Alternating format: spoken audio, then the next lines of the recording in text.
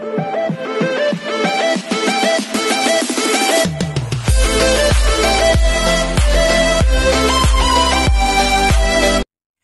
everyone, this is TJ from Vlogs, a Filipino reactor based here in Saudi Arabia, and welcome back to my channel. Agad-agad, gawa natin ito reaction video. Ang Kim Pao TikTok compilation, ano yung mga chismis natin masasabi for today's video. So I won't take any longer, let's all watch this. Pero wait lang, hindi talaga ako makamove on.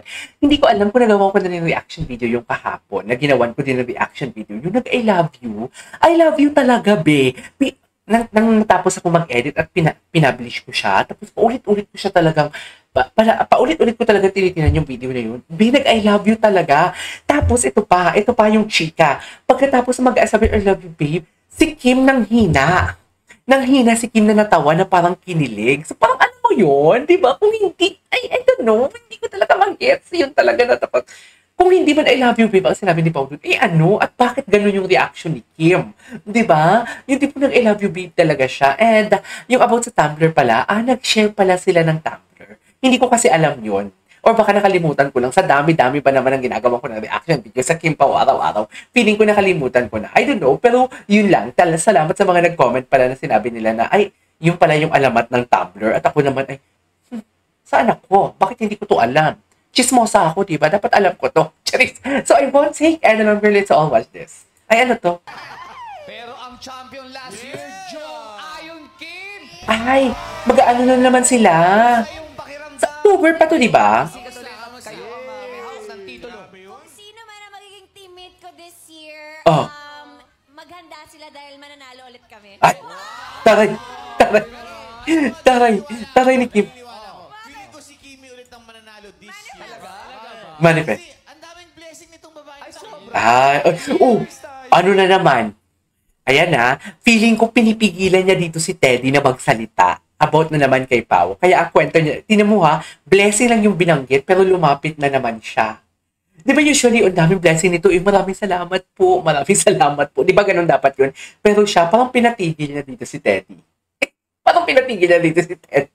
Kasi sina Bong, Jong, and Vice, marunong pang pumreno.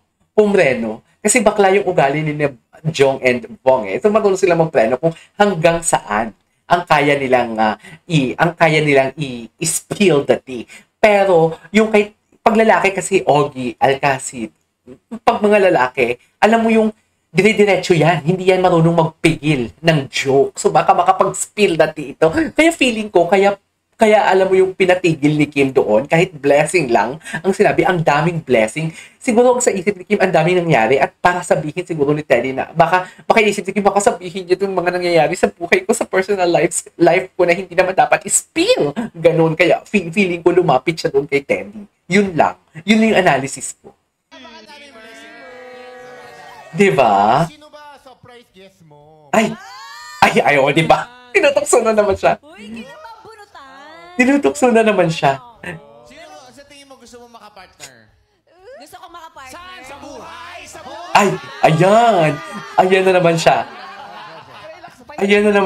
Oo, apaka-uwi ng sa buhay. Magpasikat ang pinag-uusapan natin. Bunot na naman siya. Dapat bongga, pasabog ang papakita ng bawat isa sa atin. Oo. Tsaka lahat tayo panalo. Parang alam ko na gagawin mo sa magpasikat. Ano? Sakali. Ano? Sasali kasi especially for you. Ay, gano'n? Totoo ba? Nasa bunutan tayo, bestie, no? Siya nasa bunutan tayo, bestie. Pero pag-aana... Okay, what's next? Ito yun. Ito pala yung alamat ng Tumblr. Okay, gets ko na guys. Nabasa ko yung mga comments ninyo kapo. Nagbabasa kasi talaga ako ng comments. Lalo na kung kailangan ko ng information na parang hindi ako sure kung ano ba, tama bang sinabi ko or hindi. So, ibig sabihin yung alamat ng Tumblr is nakiinom doon si Pao. Pero hindi ako sure kung napanood ko na yung clip na yun. Or baka napanood ko na yung clip at hindi ko inisip na kay Kim na Tumblr ang ininom ni Pao.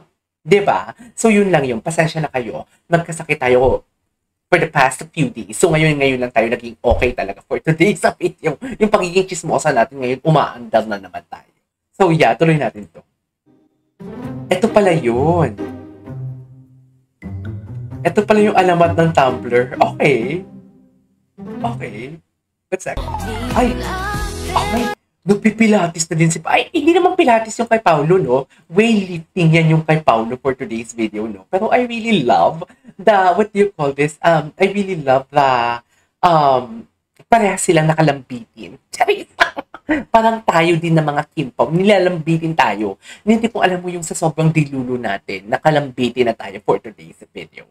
Guess niyo ba yun? Pero alam mo, si Paulo, kahit pawis-pawis talaga siya, hindi siya maasim tingnan. Pero may maasim era siya.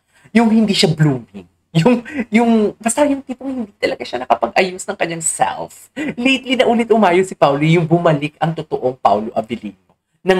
ng linlang, tapos what's wrong with Secretary Kim, right? Kasi naman naman, bango ni Pao. Charis.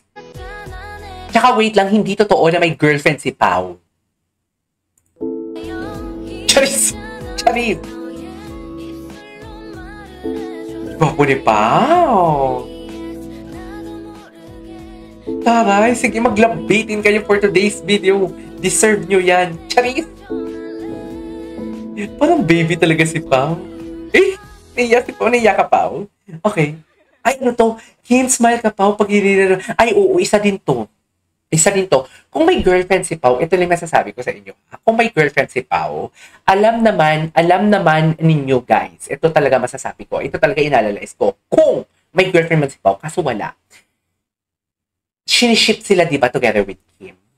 Siniship sila. Hindi yan sila magja-jogging. Hindi yan sila magja-jogging together outside of work. Hindi yan sila makikita outside of work.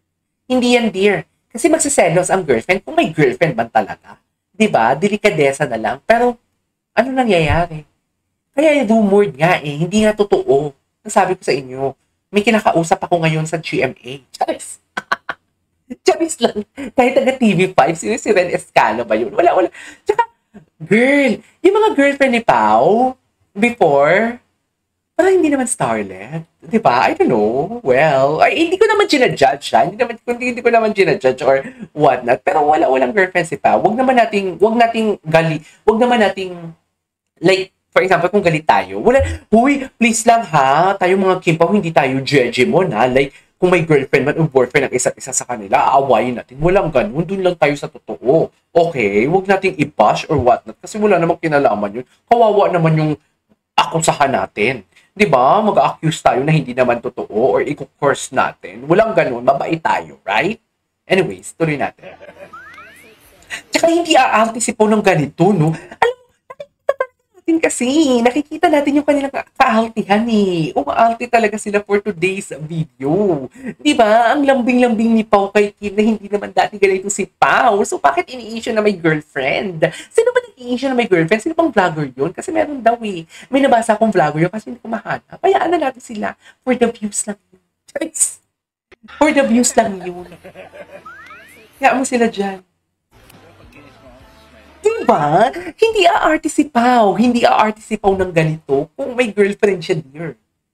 Sa totoo lang, kaya nga inuunti-unti ng view siguro yung preview eh. Kasi dito, di ba huli na nila ito nilabas? Halatang merong something talaga. Kaso nga lang, ang Kim Pao nag-demand talaga na we want more.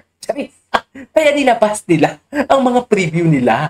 Diba? Yung inunti-unti nila tayo, inuunti-unti na talaga nila tayo ng view.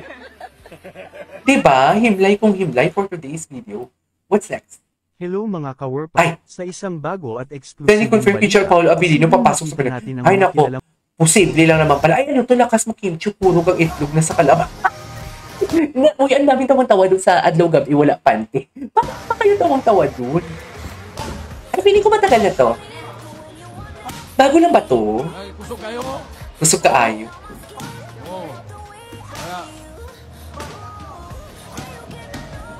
Kaya para mahadlok ang kalaban mo ba? Yun na nga, basi gusto mo anit ang video ni. Ay, buto-buto mo. Oh, Okay. Ay! Ang bogo naman. Ang lakas ni Kim, kahit ang payat-payat niya, ang lakas ni Kim. Oh! Oh!